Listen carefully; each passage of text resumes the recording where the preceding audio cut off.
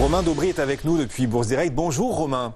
Bonjour Guillaume. Est-ce que vous percevez des signaux d'essoufflement cette fois sur les marchés? Je vous pose la question parce qu'on a quand même cette bonne nouvelle a priori, le Royaume-Uni qui donne son accord pour la commercialisation du vaccin de Pfizer, et pourtant les marchés depuis ce matin ne profitent pas de cette annonce. Ils pourraient en profiter, c'est pas le cas. Est-ce que sur les niveaux actuels désormais, après toutes ces hausses ces derniers jours, les marchés deviennent plus exigeants? Oui, c'est le cas, ils le deviennent. On est dans un contexte un peu de prise de bénéfices, de tri, d'arbitrage. On le voit par exemple sur le secteur automobile qui baisse dans son ensemble, dans sa grosse majorité, puis un titre Renault qui se maintient quand même en hausse d'un peu plus d'1% pour l'instant. Donc on équilibre, on arbitre. Ce qui se passe, c'est qu'effectivement il y a des signes d'épuisement. On avait évoqué la semaine dernière un biseau d'épuisement, justement. On est sorti de ces biseaux. Ça marque un coup d'arrêt dans la hausse de court terme et donc un mouvement qui se stabilise en tout cas pour l'instant. Alors la cible idéale de ce retracement, c'est 5359 points sur le futur CAC 40, mais ce qu'on constate, c'est qu'on ne retourne pas à un mouvement aussi puissant d'un coup, et pour l'instant l'indice s'établit dans un petit trading range, une zone de congestion latérale située entre 5541 points et 5578 points. On voit que c'est un petit peu nerveux, qu'on réussit maintenant à réaliser plus des écarts à la baisse, qu'il y a un peu de pression baissière d'ailleurs, et puis des trous d'air par moment. On l'a vu à l'ouverture du Nasdaq par exemple, qui a connu un petit trou d'air avant de se reprendre, et ça pourrait nous arriver un peu aussi. Ça a été le cas en début de semaine.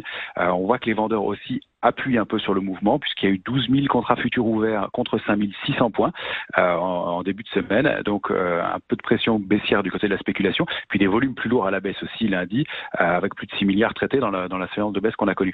Donc il y a l'euro qui pèse un peu aussi. Il est sorti de son trading range à 1,1606, à 1,1920, et il a l'air de prendre la direction de sa cible technique et de sa résistance majeure à 1,2235. Donc ça pèse un peu, on le voit sur quelques valeurs du luxe, hein, des valeurs exportatrices.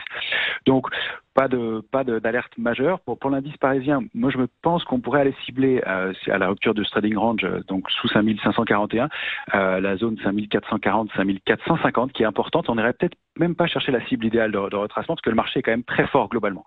Pour envisager de réactiver la tendance haussière, il faudrait franchir 5006, 5614. À mon avis, c'est pas avant ça. Voilà. Et puis ce qu'on constate aussi, c'est qu'il y a beaucoup d'actifs qui se recalent.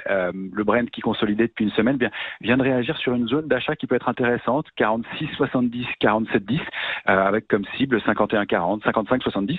On remarque que c'est le cas aussi sur l'or, qui a bien réagi sur une zone, à mon avis, d'achat de long terme, qui est 1692, 1778 $ l'once. Eh bien voilà les quelques repères, les quelques seuils qu'il faut avoir en tête pour la suite, alors que c'est vrai, ça bouge sur un certain nombre d'actifs, particulièrement sur les devises. À l'instant, on vient de franchir à la hausse la barre d'1,21 $. L'euro vaut plus d'1,21 $. Ça va très vite, 1,2105 $. On va continuer d'en parler avec nos experts, bien sûr, jusqu'à 18h. Attention, aux alentours d'1,25 $, ce serait un frein probable pour nos marchés européens. Peut-être que cette barre d'1,25 $ pourrait aussi bouger, en tout cas pousser la BCE à agir plus radicalement sur ce marché des devises. On verra ce qu'en dit Christine Lagarde. Rendez-vous le 10 décembre, donc jeudi de la semaine prochaine, pour voir ce que la BCE pourrait éventuellement envisager face à cette progression de l'euro face au dollar, ou plus précisément cette baisse du dollar face à beaucoup de devises, parmi lesquelles l'euro. Le CAC 40 en tout cas recule en ce moment de 0,3%, 5565 points. Tiens, signe qu'il y a beaucoup de liquidités